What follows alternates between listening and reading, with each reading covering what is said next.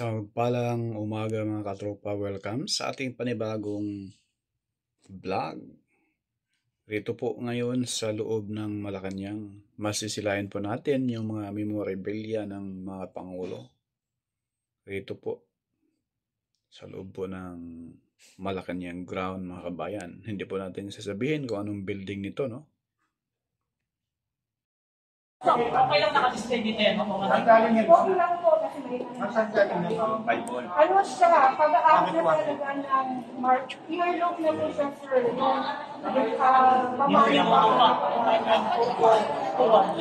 So, yun naman po, yung sa inaugurational day, yan naman po doon sa National Museum.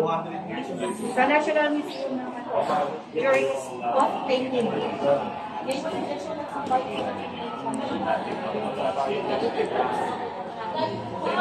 na po. Next. Ito yung Bible, no?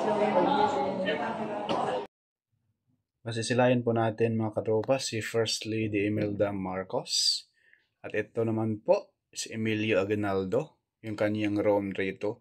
Halos lahat ng mga pangulo mga katropa, mayroon po siya Rome dito sa loob. Okay. Okay, everyone, we have here our Batanggenyo President Jose P. Laurel. Ang nakakalungkot kong isipin ay kapag narinig ang pangalan niya ng ating mga kababayan, isa lamang ang pumapasok sa isipan nila. Siya, yung Japanese puppet president. But we here in the Presidential Museum would like to clarify things.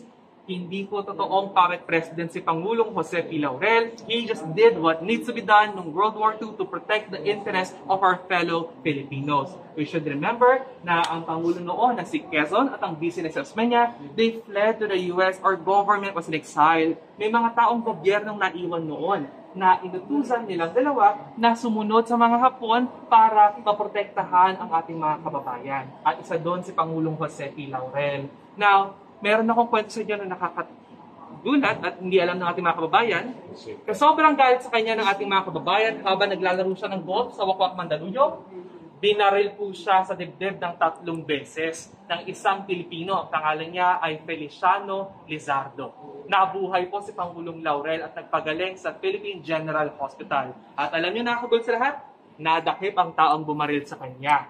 Now, ang ginawa ni Laurel sa taong yun, pinatawad niya at ginawa niya pang personal bodyguard niya.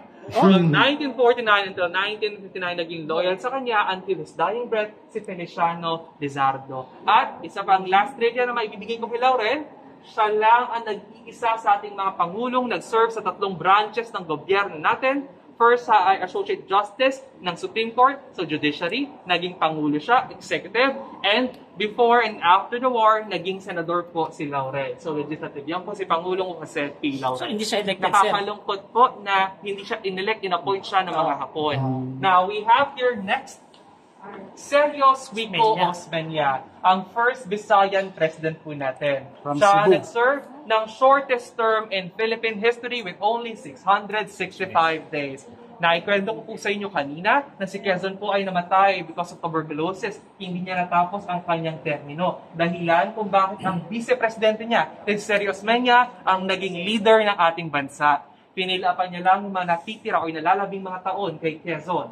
Now, tignan niyo ang kasuotan ni Osmeña. Siya ay nakapanglamig, naka-trench coat siya. Dahil siya lang ang nag-iisa sa ating mga pangulong na numpa hindi sa Pilipinas, kundi sa US. Siya po ay nanumpa sa Washington, D.C.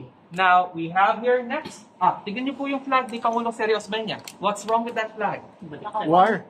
Yes, nakabaliktad. Si Sergio Osmeña po ang Pangulo natin ng World War II at alam niyo bang minsang naging dalawa ang presidente ng Pilipinas at the same time. Dahil may in-appoint yung mga Hapon, pero mayroon pa rin siya nagang rightful president na back naman ng US.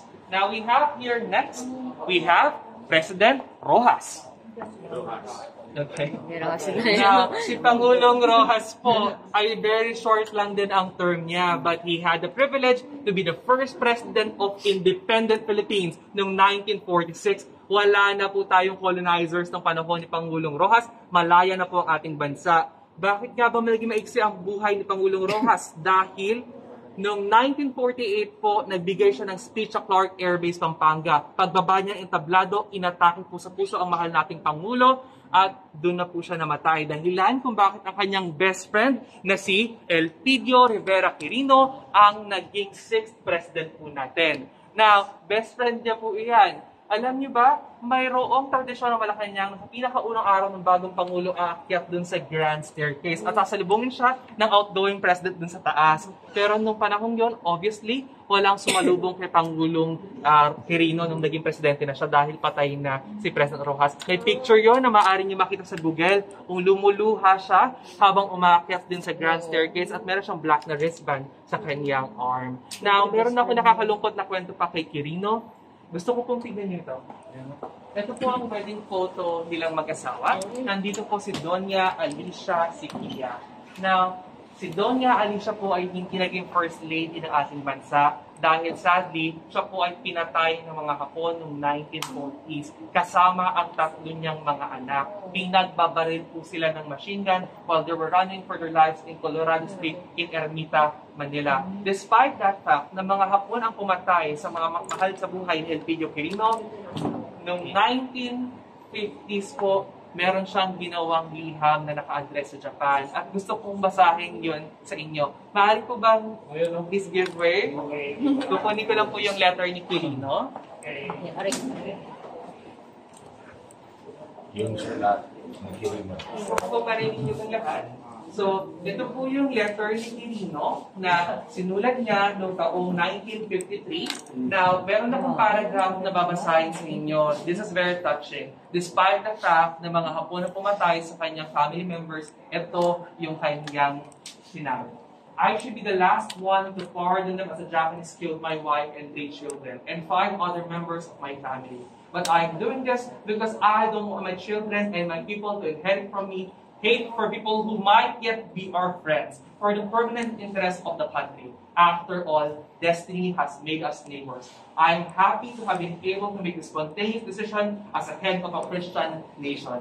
Si Quirino po ang malaking dahilan kung bakit mabilis naka-move on ang Pilipinas from the World War II. At alam niyo ba, hindi siya nakalimutan ng bansang Japan. Noong 2016, in-invite ng Japanese government yung mga descendants ng Elpidio Quirino, sila Ruby, Aleli, Cory Quirino, they flew to Tokyo. Para saan? Para sa unveiling ng monumento niya sa Tokyo, Japan. Making him the only president to have a monument there, not just one, dalawa ang monumento ng Elpidio Quirino sa Japan. But you know what's sad? Yung mga Hapon na talaga nakaalala sa kanya. Pero mga kababayan natin, I've never met here for 6 years na ako nagkatrabaho dito na alam yung kwento ni Elpidio Quirino, which is really, really sad, hindi ba?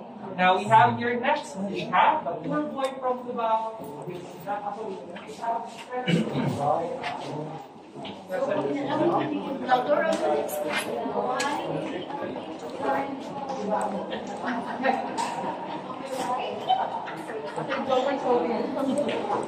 Okay, everyone, we have here next. Ramon, We magsaysay. have the champion of the mass. Everyone loves this guy. Everyone loves Ramon Magsaysay. He's from Zambales. Now, si Ramon Magsaysay ang malaking dahilan kung bakit nandito tayo lahat ngayon.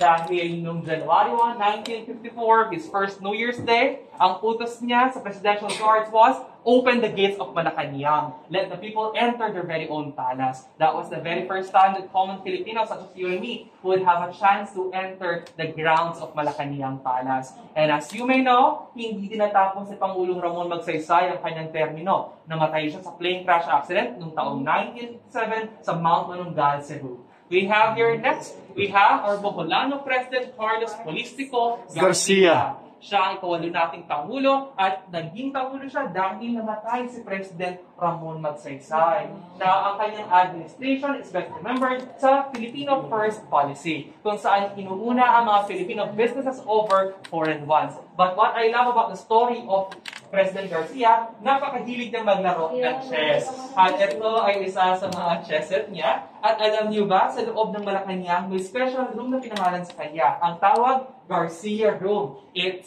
was his chess playing area or room. At sabi daw nila, Maraming ghost stories sa Malacanang. At isa ito, sabi nila yung mga cheset daw doon na naka-display, gumagana daw mag-isa sa gabi. Yun ang sabi ng mga staff. I don't know if you believe that. Now, everyone, please fall in here.